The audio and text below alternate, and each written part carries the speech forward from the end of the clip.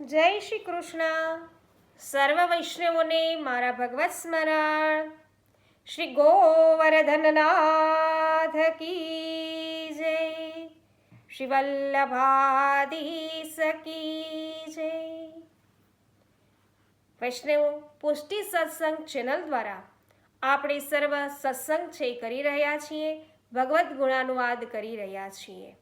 તો વૈષ્ણવો, સર્વપ્રથમ આપને વિનંતી કરું કે પુષ્ટિ સત્સંગ ચેનલને અવશ્ય સબસ્ક્રાઇબ કરી લો, જેથી આપણે સાથે મળી અને ભગવદ્ ગુણાનુવાદ કરી શકીએ.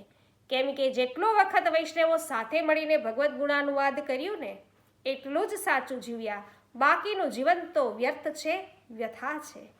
તો વૈષ્ણવો, સત્સંગ પસંદ પડે તો અવશ્ય વિડીયોને લાઈક, કમેન્ટ અને શેર કરવાનું ભૂલશો નહીં. અને સાથે સાથે વૈષ્ણવો, સ્ક્રીન ઉપર પણ લિસ્ટ આપેલ હોય તેના પર ક્લિક કરશો તો અવશ્ય અન્ય સત્સંગો પણ પ્રાપ્ત કરશો. તો વૈષ્ણવો, સબસ્ક્રાઇબ કરી લેજો ચેનલને, અને વિડીયોને શેર કરવાથી અન્ય વૈષ્ણવો પણ છે સત્સંગનો લાભ લઈ શકે. આજે વિડીયોમાં જાણીશું વૈષ્ણવો, સત્સંગમાં શ્રી શ્રીનાથજી ચરિત્રામૃત. અમને વૈષ્ણવો, શ્રીનાથજી ચરિત્રામૃતની અંદર આપણે અલગ અલગ પ્રકારે ધીમે ધીમે આગળ વધતા વધતા નવા પ્રસંગોથી માહિતગાર થઈ રહ્યા છીએ. તો આજે એક નવા પ્રસંગથી શરૂઆત. કાશીમાં એક વહેલી સવારે ગંગાજીના કોઈક ઘાટ પરથી દરરોજની જેમ એક નાવ છૂટવાની તૈયારીમાં જ હતી, અને ત્યાં તો કોઈક અજાણ્યા યુવાને આ ઘાટના પગથિયા ઉતરવાની તસદી ન લીધી. તસદી ન લેતા સીધો ઉપરથી ભૂસકો માર્યો અને વહેતી થયેલી નાવમાં સમાઈ ગયો. નાવ અડેલ તરફ વહી નીકળી. તે નદીમાં નાવ ચાલી અને નાવમાં વિચારધારાની નદી પણ ચાલી. યુવાન વિચારી રહ્યો હતો કે મેં આટલી બધી એકાદશીની રાત્રિઓના જાગરણ કર્યા, આટલા બધા કીર્તનો ગાયા, પરંતુ ગઈકાલના જાગરણમાં શી વિશેષતા હતી? એ કપૂર ક્ષત્રિય કોણ હશે? એને વશ શ્રી નવનીત પ્રિયજી કઈ રીતે થયા હશે? એ ક્ષત્રિયને મેં આ તરફ જ જતા જોયા હતા. તો એ જો મળી જાય તો મારું કામ થઈ જાય. ગમે ત્યાંથી એમને શોધવા જ રહ્યા. કેટલું અદ્ભુત સ્વરૂપ એ સેવકના ખોળામાં બિરાજેલું હતું. એ યુવાન હાલનું કનોજ કહેવાય. એ ગામનો કનોજિયો બ્રાહ્મણ હતો, અને નિર્ધન મા બાપની ઝૂંપડીમાં એનો જન્મ હતો. એટલે કે જન્મ થયો હતો. જે દિવસે એનો જન્મ થયો હતો એ જ દિવસે બપોરે એના માતા પિતા છે, મા બાપને ગામના એક શ્રીમંત વેપારી પાસેથી અઢળક ધન છે પ્રાપ્ત થયું હતું. અને એ ધન મેળવીને મા બાપને જે પરમ આનંદની પ્રાપ્તિ થઈ, એના કારણે પુત્રનું નામ એમને પરમાનંદ રાખવામાં આવ્યું. અને વિક્રમ સંવત 1550 સાલની આ વાત હતી. તો ધનના જોરે ઝૂંપડીની જગ્યાએ વિશાળ ભવન ઊભું થયું. દર વર્ષે પુત્રનો જન્મદિવસ ધૂમપૂર્વક છે એ મા બાપ ઉજવતા, અને સમયની સાથે પરમાનંદનો વિદ્યાભ્યાસ શરૂ થયો છે. સાથે સાથે ગાન વિદ્યાનો પણ પરમાનંદને શોખ લાગ્યો, અને કંઠનું માધુર્ય તો કુદરતે જન્મથી જ બક્ષ્યું હતું. ગીત સંગીતની મહેફિલો ગોઠવાવા લાગી. પરમાનંદના કંઠે કામણ વેરા. સુર, શબ્દ અને સંગીતનો ત્રિવેણી સંગમ બહુ ઝડપથી પાંગર્યો, અને મધુરતમ કંઠની મીઠાશ લોકહૈયે રાજ કરવા લાગી. જેને જુઓ એ બસ પરમાનંદના રચેલા ગીતો જ ગણગણતા હોય. મોટી મોટી મહેફિલોમાં મુખ્ય કલાકાર પરમાનંદ જ હોય. તો ધનને ખેંચી લાવે વૈષ્ણવ. એવું થયું છે. તો પરમાનંદને કોઈ વાતની અછત ન રહી. દેશ દેશાવરમાં પરમાનંદ કવિશ્વર તરીકે પંકાયા, અને ગુણીજનોના સાથ સંગાતને કારણે સ્વામીનું સંબોધન પામ્યા. તો અનેક શોખીન જીવો પરમાનંદ સ્વામીના સેવક બનવા લાગ્યા. તો એકવાર ગામમાં દુષ્કાળ પડ્યો.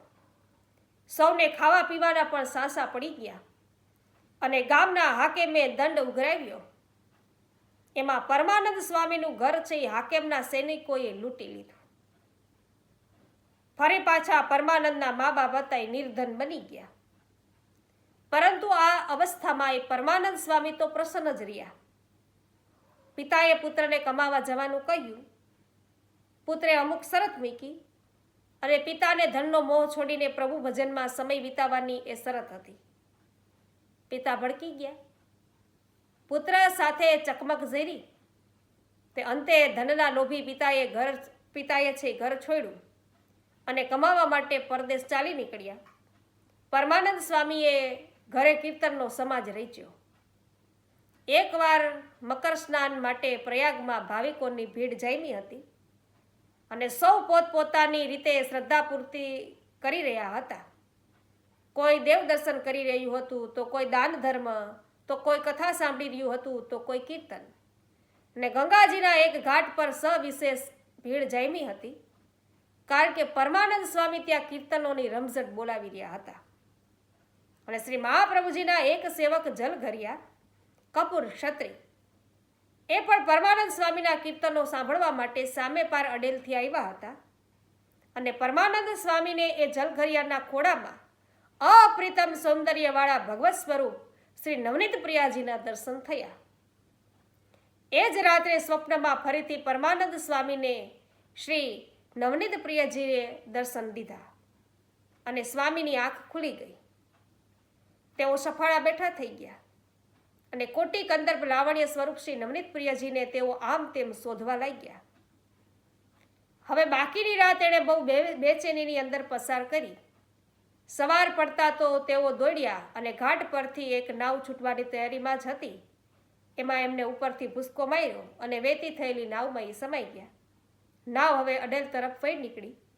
ધીમે ધીમે સામેના તટ તરફના આછા જલમાં નાવ આવી રહી હતી. ત્યાં જ પરમાનંદ સ્વામીને નદીના નીરમાં શ્રી મહાપ્રભુજીના દર્શન થયા. દર્શન થતા હવે તેમના કર્ણપટ પર એકી સાથે સેંકડો શરણાઈઓ છે એ ગુંજી ઉઠી.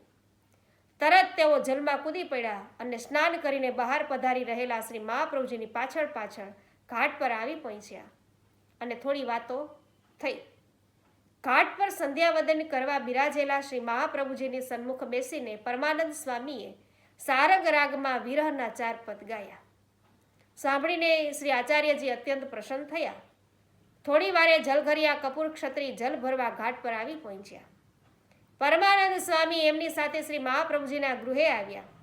કપૂર ક્ષત્રિની વિનંતીથી શ્રી મહાપ્રભુજીએ પરમાનંદ સ્વામીને શ્રી નવનીત પ્રિયજી સમક્ષ નામ સંભળાવીને આત્મનિવેદન કરાવ્યું. વિક્રમ સંવત 1577ના જેઠ સુદ 12ની સવારની આ વાત હતી અને પરમાનંદ સ્વામી ત્યારે 27 વર્ષના હતા. સમયના નિત્ય નવા પદ કરીને પરમાનંદ સ્વામી શ્રી નવનીત પ્રિયજીને સંભળાવતા અને જ્યારે અનવસર થાય ત્યારે શ્રી મહાપ્રભુજીની આગળ વ્રજલીલાના અનેક કીર્તનો તેઓ ગાતા. એક દિવસ યહ માગો શ્રી ગોપીજન વલ્લભ પદ સાંભળી અને આચાર્ય શ્રી વલ્લભ છે એ સમજી ગયા કે પરમાનંદ સ્વામીને હવે વ્રજના દર્શન કરવાની તાલાવેલી લાગી છે. એટલે ભક્ત ઈચ્છાપૂર્વક શ્રી વલ્લભે વ્રજમાં પધારવાની તૈયારી કરી અને નિજ સેવકોની સાથે થોડા જ દિવસોમાં આપશ્રીએ અડેલથી વ્રજ તરફ પ્રયાણ છે આદર્યું.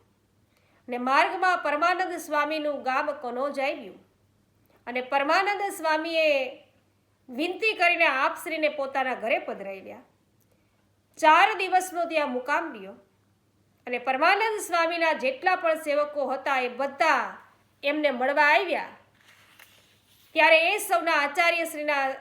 સૌને આચાર્યશ્રીના ચરણે છે એ લઈ જઈ અને પોતાના સ્વામીપણાનો સદાયને માટે એમણે ત્યાગ કર્યો અને તેઓ પરમાનંદ દાસ બની ગયા. પરમાનંદ સ્વામીમાંથી પરમાનંદ દાસ થયા, કારણ કે હવે તે શ્રી મહાપ્રભુજીના સેવક બન્યા. તો સેવકો અને પરમાનંદ દાસ સહિત શ્રી મહાપ્રભુજી વ્રજમાં ગોકુલ પધાર્યા. પરમાનંદ દાસને ગોકુલ પર છે ઘણી આસક્તિ પેદા થઈ, પરંતુ હજુ પણ કંઈક વધુ આકર્ષક તત્વ બાકી હતું. એટલે થોડા દિવસમાં શ્રી મહાપ્રભુજી સૌને લઈ અને ગોપાલપુર પધાર્યા. ત્યારે ઉત્થાપનના સમયે કોટી કંદર્પ લાવણ્ય શ્રી વલ્લભના પ્રાણ શ્રેષ્ઠ પ્રાણ પ્રેષ્ઠ એવા શ્રી ગોવર્ધનનાથજીના દર્શન કરતા આજે પરમાનંદ દાસ છે એના તો હોશ ને કોશ છે એ ગાયબ થઈ ગયા શ્રીનાથજી બાવાના દર્શન કરતા જ. તરત પરમાનંદ દાસે ગાવાની શરૂઆત કરી અને કેટલાય પદો તત્કાલ છે રચીને ગાયા. શયન સુધી ગાતા રહ્યા અને બીજા દિવસની સવારે મંગલાના દર્શનમાં પણ પદો ગાયા. તે પ્રત્યેક પદમાં અક્ષરહસ લીલાનો આંખે દેખ્યો અહેવાલ છે એ સમાયેલો રહેતો.